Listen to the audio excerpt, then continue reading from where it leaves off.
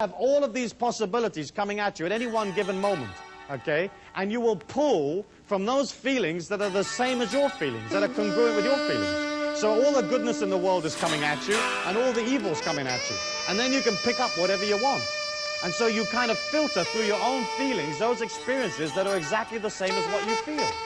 And so as you maintain and establish a negative energy pattern or a pattern of limitation or lack, it begins to pull in on you, and it pulls from the physical plane all of those things that are exactly the same.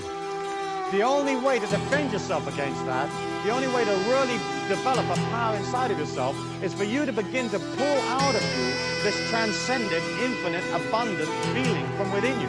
When you express positively, it creates an outgoing or exploding curve of energy. It's like this outgoing feeling. Not only is it warm, is it fresh, is it loving, but it inspires people because it's pure life force.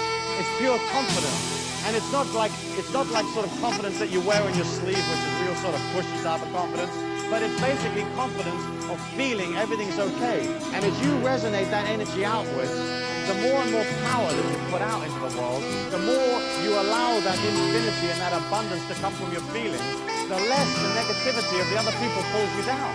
Because you cannot walk in a crowd of people, say in a supermarket or in a shopping mall, without having all of those people affect you. And you've all experienced it, where you've got out of a car and you've walked into a mall and you've only walked like maybe 100 yards or 200 yards and you bought like a can of something and you walk back to your car and you're absolutely exhausted. You know, have you had that experience? Right. And it's because what happens is as you walk through that mall, your feelings are resonating around you and everybody else is literally taking a bit of that energy from you. Every time they have eye contact with you, every time they touch you, every time they pass you, a part of you leaves with them. Unless you're resonating this everlasting supply from within yourself and resonating it powerfully and strongly, then what happens is you get into the habit of holding your energy, holding that power to yourself. And it's the same way, again, with money.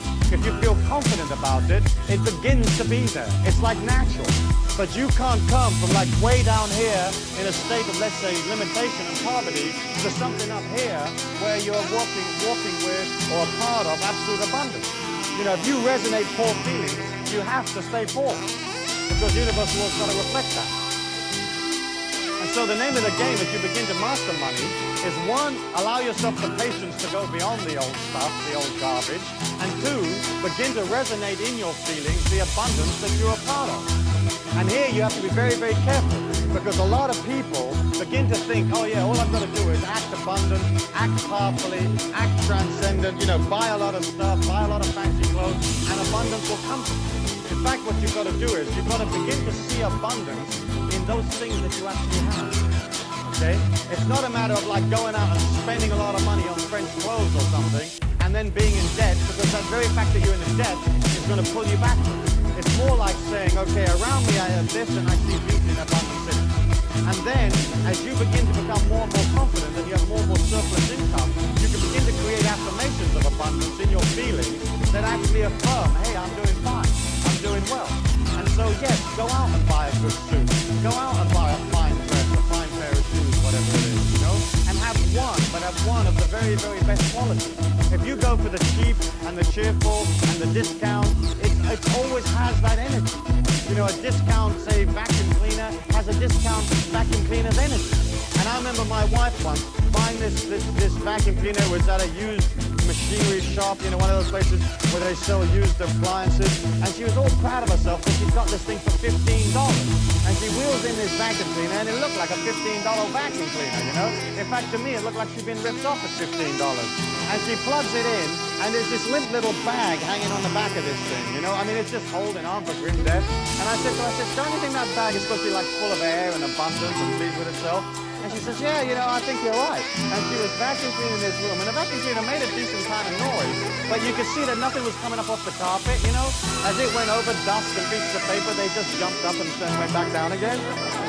And I thought, this is not a real effective way of vacuum cleaning the carpet. And then as she was wheeling this stupid thing around, the wheel came off. And as it came off, it created this sort of very, very sort of gentle curve as it went around the carpet and sort of came into this semicircle around the other side of the room. And of course, as the wheel went round the room, it did bring up a little bit of dust on the wheel. You know, that was natural. And I looked at it, I thought, oh, this is how this vacuum cleaner works, right? It fires little wheels that pick up microscopic bits of dust.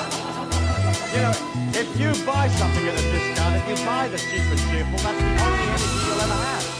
You know, and you can go in there and you can see this vacuum cleaner, it looks neat, and it's made underwater by Brazilian convicts, and it only costs $9, and you'll say, I take it, and it has that energy. And so I would say to you, like, if your life is in control, and if you're beginning to master money, and beginning to feel that you will always have money, then you can begin to spend on those things that are important for you, and I would always go for the very best.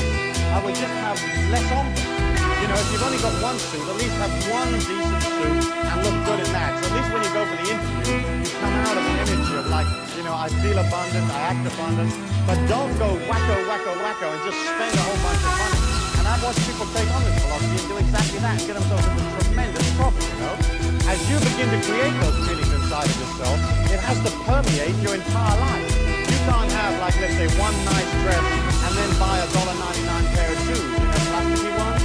You can pretty much always tell people buy their shoes, because only people that have got money spend money on shoes, you know, that buy decent shoes. So you'll get somebody that's wearing this incredible dress, and then they're wearing these pair of shoes, and they're like this little plasticky pair of shoes, and you can suss it out. I mean, you can say, oh my gosh, look at that. You know, if somebody comes in for an interview and they're wearing, they're beautifully dressed, and they're wearing a decent pair of shoes, you know that that person, you know, feels good about themselves, feels strong. And of course, how much money you make is exceptionally intimately linked to how good you feel about yourself. Because it's a function of the ego to divide the system for its own survival. It's a function of the ego to try to win acceptance from the people.